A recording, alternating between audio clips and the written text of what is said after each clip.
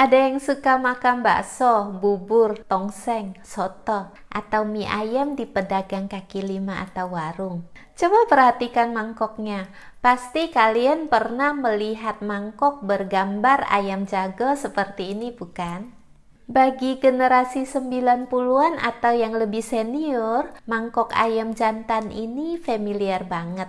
Bahkan seperti jadi benda nostalgia. Tapi, tahukah teman-teman kisah atau sejarah di balik mangkok ayam itu?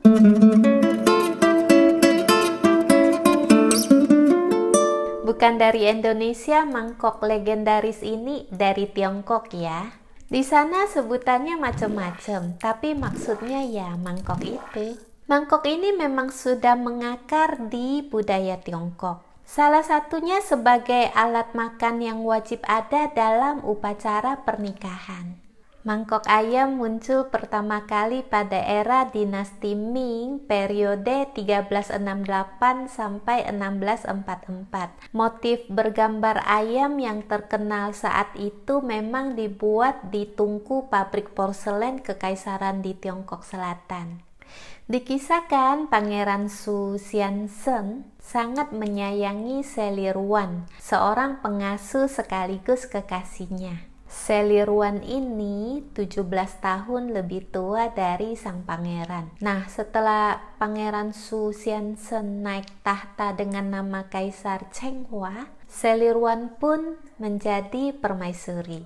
Kepada pengrajin keramik di provinsi Jiangxi, sang kaisar memesan cawan bergambar ayam jago dan ayam betina sebagai pengabdian kepada permaisuri yang memiliki apresiasi terhadap benda-benda kecil, juga menghargai cita rasa desain yang sederhana. Raja meminta kualitas keramik terbaik dan saat itu teknik ducai memang lagi populer.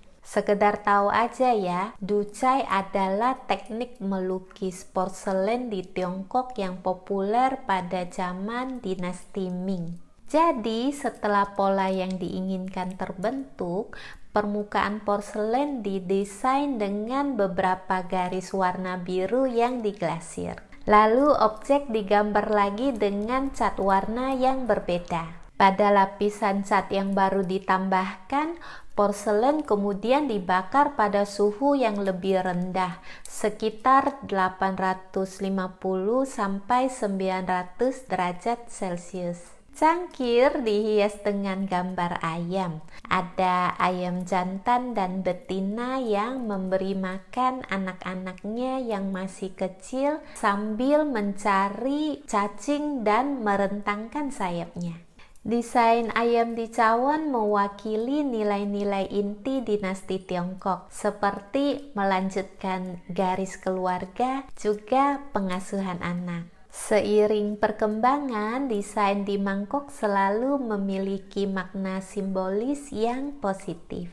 Gambar tanaman peony misalnya ya, menyimbolkan kekayaan. Sedangkan pohon pisang dengan daun lebar melambangkan nasib baik untuk keluarga.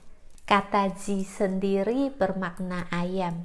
Ini mirip bunyinya dengan kata jia yang berarti rumah atau keluarga. Di kalangan umum masyarakat Tiongkok, ayam jago memang sudah lama berasosiasi dengan etos kerja keras dan kegigihan dalam mencari kemakmuran.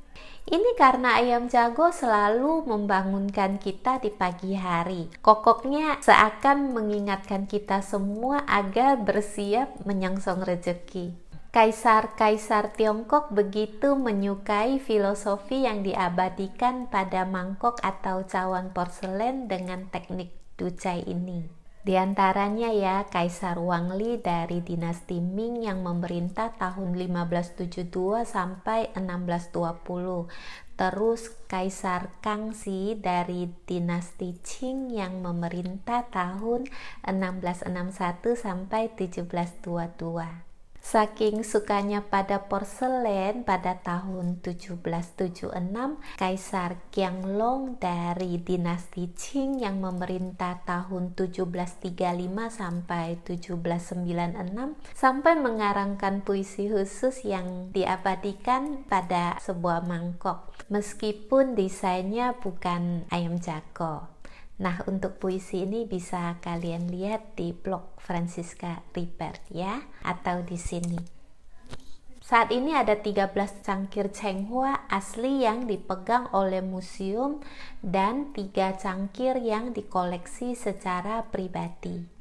Kecuali cap di bagian belakang porselen, mangkok ayam dari periode Chenghua tidak memiliki tanggal produksi yang spesifik atau pengrajin tangan yang teridentifikasi. Sejarah mencatat nama cawan itu sebagai Meiyintang Chicken Cup.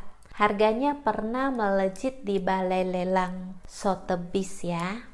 Tapi mangkok ini tidak selamanya eksklusif buat para ningrat ya. Pada era dinasti Qing, mangkok bergambar ayam jantan mulai diproduksi secara massal. Dengan demikian harganya menjadi terjangkau dan merakyat. Masyarakat umum di Tiongkok pun jadi mampu membelinya. Tentu saja ya, mangkok-mangkok bergambar phoenix, naga, atau motif eksklusif lainnya harganya masih lebih mahal. Makanya ya, mangkok bergambar ayam jago kemudian begitu populer. Bahkan kira-kira pada abad ke-20 dibawa ke luar negeri oleh para pedagang. Mangkok ayam pun dengan cepat menyebar ke Asia Tenggara, hingga akhirnya masuk ke Nusantara sampai hari ini.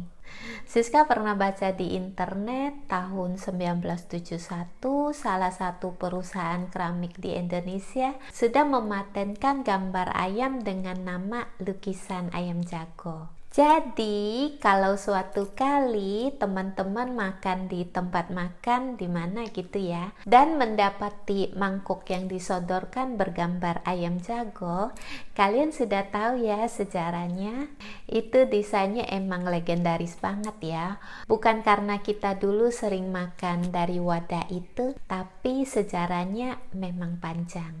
Berbumbu kisah cinta klasik pada awal dinasti Ming.